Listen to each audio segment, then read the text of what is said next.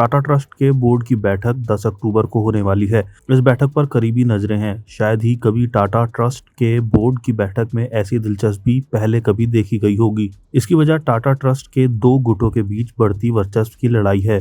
Tata trust की Tata sons में करीब 66% हिस्सेदारी है। टाटा सन्स देश के सबसे बड़े कारोबारी समूह टाटा समूह की होल्डिंग कंपनी है। टाटा सन्स में 66% हिस्सेदारी की वजह से इस समूह के कामकाज पर टाटा ट्रस्ट का खास असर है। सूत्रों ने मनी कंट्रोल को बताया कि टाटा ट्रस्ट जिस तरह टाटा सन्स को कंट्रोल करने की कोशिश कर रहा है, उससे ट्रस्ट के दोनों गुटों के बीच टकराव अब खुलकर सामने आ गया है। दरअसल रतन टाटा के निधन के बाद 11 अक्टूबर 2024 को नोएल टाटा को टाटा सन्स का चेयरमैन नियुक्त किया गया था। बताया जाता है कि नोएल टाटा के कामकाज के तरीके पर 4 ट्रस्टीज ने असंतोष जताया है। उनका कहना है कि टाटा ट्रस्ट के तरीके से टाटा सन्स के बोर्ड में नॉमिनेट किए गए डायरेक्टर समूह के कामकाज से जुड़ी पूरी जानकारियां उनके साथ शेयर नहीं कर रहे हैं।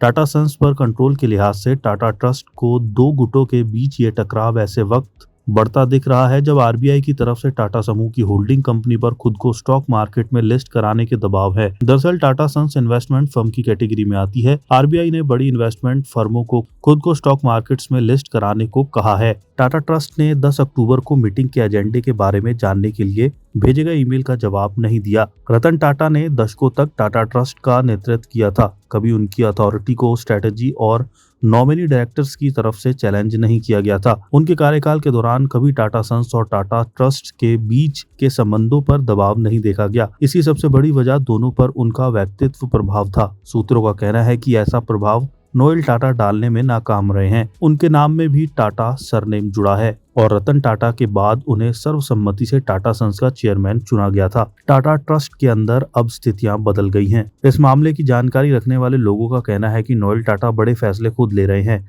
ये दूसरी स्ट्रेटजी को नागवार गुजरा है। शाहपुरजी पलोंजी परिवार से जुड़े और टाटा सन्स के ट्रस्टी मेहिल मिस्त्री ने नोएल टाटा के कई कदमों पर अपना विरोध जताया है।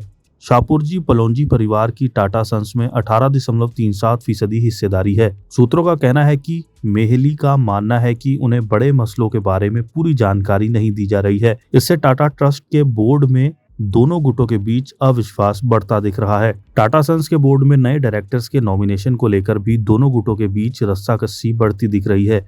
बताया जाता है कि विचार के लिए नोएल टाटा की तरफ से कुछ नाम पेश किए गए हैं। ये अभी पता नहीं चल पाया है कि मेहिल मिस्त्री का गुट इन नामों को अप्रूव करने को तैयार है या नहीं। मीडिया रिपोर्ट्स के मुताबिक इन नामों में उदय कोटक प्रसिद्ध वकील बेहराम वकील और टाटा स्टील के एमडी टीवी नरेंद्रन का नाम शामिल है।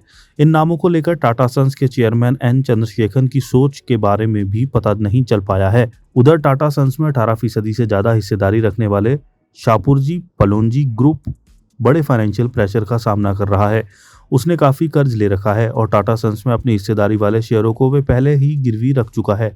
एसपीजी का मानना है कि टाटा सन्स की स्टॉक मार्केट में लिस्टिंग से उसकी वैल्यू अनलॉक होगी और शेयरों का पारदर्शी मार्केट प्राइस सामने आएगा। बताया जाता है कि इस ग्रुप ने सरकार को भी इस मामले में अपनी राय बताई है। इसकी बड़ी वजह यह है कि टाटा सन्स की लिस्टिंग ऐसे एसपीजी को फाइनेंशियल प्रेशर घटाने में मदद करेगी। इसकी बड़ी वजह यह है कि टाटा सन्स की लिस्टिंग से एसपीजी को फाइनेंशियल प्रेशर घटाने में मदद मिलेगी। इधर टाटा ट्रस्ट शुरुआत से ही स्टॉक मार्केट में खुद की लिस्टिंग के खिलाफ रही है। ऐसे में टाटा सन्स के चेयरमैन के रूप में नोएल टाटा की मुश्किल और बढ़ गई है। इधर टाटा ट्रस्ट शुरुआत से ही स्टॉक मार्केट में खुद की लिस्टिंग के खिलाफ रही है। ऐसे में टाटा सन्स के चेयरमैन के रूप में नोएल टाटा की मुश्किलें और बढ़ गई हैं। नोएल टाटा का मिस्त्री परिवार से रिश्ता है। उनकी शादी अलू मिस्त्री से हुई है, जो एसपी ग्रुप के चेयरमैन शाहपुर मिस्त्री की बहन है। हालांकि अभी ऐसा नहीं कहा जा सकता कि इस पारिवारिक रिश्ते का असर नोएल टाटा के फैसलों पर पड़ सकता है। टाटा सन्स पहले ही आरबीआई की तरफ से लिस्टिंग की 30 सितंबर 2025 की डेडलाइन को पार कर चुकी है। आरबीआई ने अपर लेयर के तहत आने वाली एनबीएफसी की लिस्टिंग के लिए ये डेडलाइन तय की थी। टाटा सन्स ने मार्च 2024 को कोर इन्वेस्टमेंट कंपनी का अपना रजिस्ट्रेशन सरेंडर करने के लिए अप्लाई किया था, लेकिन अभी इस पर आरबीआई ने फैसला नहीं लिया है। टाटा सन्स की लिस्टिंग से जुड़े फैसलों में नॉमिनी डायरेक्टर्स की बड़ी भूमिका होगी। ऐसे में नए नॉमिनी डायरेक्टर्स की नियुक्ति का मसला काफी अहम हो जाता है। 11 सितंबर को टाटा ट्रस्ट की एक मीटिंग में कम से कम 4 ट्रस्टीज ने नॉमिनी डायरेक्टर के रूप में विजय सिंह को दोबारा नियुक्त के प्रस्ताव का विरोध किया। उन्होंने कहा कि उन्हें टाटा सन्स के बोर्ड की मीटिंग के बारे में पर्याप्त जानकारी नहीं दी गई। बताया जाता है कि वेणु श्रीनिवासन की दोबारा नियुक्ति को लेकर भी तस्वीर साफ नहीं है। 10 अक्टूबर को होने वाली बैठक पर लगी हैं करीबी निगाहें। इन मसलों की वजह से टाटा ट्रस्ट में कामकाज और अहम मसलों को लेकर सर्वसम्मति बनती नहीं दिख रही है। दोनों गुटों के बीच बढ़ती दूरियों को देख एन चंद्रशेखर ने बीते हफ्तों में ताज चैम्बर्स में ट्रस्टीज से मुलाकात की थी। इस मामले की जानकारी रखने वाले लोगों ने बताया कि ये मीटिंग उन ट्रस्टीज के कहने पर हुई थी जो बड़े मसलों को लेकर पूरी जानकारी चाहते हैं। अगर टाटा ट्रस्ट के दोनों गुटों के बीच मतभेद खत्म नहीं होता तो इसका असर टाटा समूह की 26 लिस्टेड कंपनियों पर पड़ सकता है। इन कंपनियों का मार्केट कैपिटलाइजेशन 31 मार्च 2025 को 328 अरब डॉलर था।